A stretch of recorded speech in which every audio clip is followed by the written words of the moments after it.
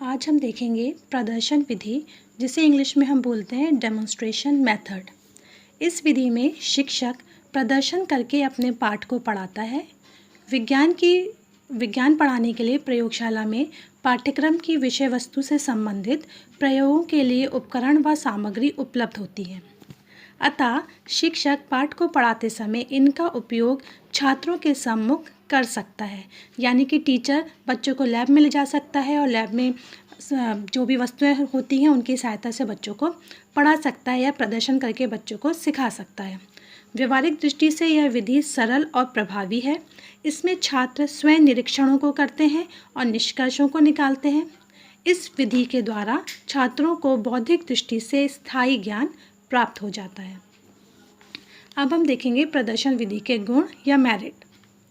इस विधि में शिक्षक व शिक्षार्थी दोनों मिलकर के कार्य करते हैं, यानी कि टीचर प्रदर्शन को करके दिखाता है और विद्यार्थी प्रदर्शन को देखते हैं, तो दोनों ही मिलकर कार्य कर रहे हैं। यह विधि करके सीखने पर आधारित होती है, क्योंकि इसमें टीचर करके दिखाता है। कई बार बच्चों को भी मौका मिलता है कि वो करके देख सकें और नए ज्ञान को सीख सकते हैं।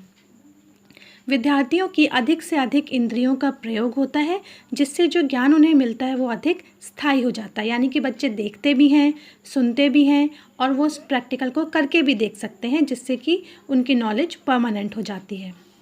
इस विधि में विद्यार्थी सामूहिक रूप से प्रेषण करते हैं, अतः यह कम खर्चीली विधि है। यानी कि यदि हमारे पास एक क्लास में 40 स्टूडेंट हैं तो हम सारे 40 स्टूडेंट्स के लिए इक्विपमेंट्स नहीं ला सकते, तो हम क्या कर सकते हैं, 5-5 के या 10-10 के ग्रुप बना देते हैं और एक एक इक्विपमेंट बालक को दे देते हैं, जिससे क्या होता है, कम इक्विपमेंट में भी हम अधिक से अधिक विद्यार्थियों को सिखा सकते हैं, यानी कि यह कम खर्चीली विधि होती है। छात्रों में इस विधि के द्वारा वैज्ञानिक रुचि का विकास होता है। साथ ही साथ यह विधि जो होती है मनोवैज्ञानिक सिद्धांतों पर आधारित होती है, यानी कि इसमें बालक स्वयं कार्य को करता है, देखता है, सुनता है, समझता है, अधिक से अधिक इंद्रियों का प्रयोग करता है। इसीलिए ये हमारी मनोवैज्ञानिक विधियों में से एक विधि मानी जाती है। अब हम देखेंगे इसके दोष। उच्च कक्षाओं में यह विधि अनुशासनहीनता की समस्या को पैदा करती है। यह अनुशासन की दृष्टि से यह विधि उच्च कक्षाओं में अनुकूल नहीं होती। कई बार क्या होता है कि बच्चे एक ही ऑपरेटर्स होने की वजह से और 4 बच्चों को उस पर कार्य करना है, तो अनुशासनहीनता हम वहाँ पर देख सकते हैं। छात्रों में तार्किक क्षमता का विकास नहीं हो पाता है, क्योंकि इसमें जो भी कार्य करके दिखा रहा है वो टीचर करके दिखा रहा है, स्टूडेंट केवल उसकी बात को सुन रहा है और एज इट इज़ उसको ग्रहण कर रहा है, यानी वो अपने दिमाग का प्रयोग नहीं कर रहा, यानी कि उसमें तार्किक क्षमता का विकास नहीं होता है।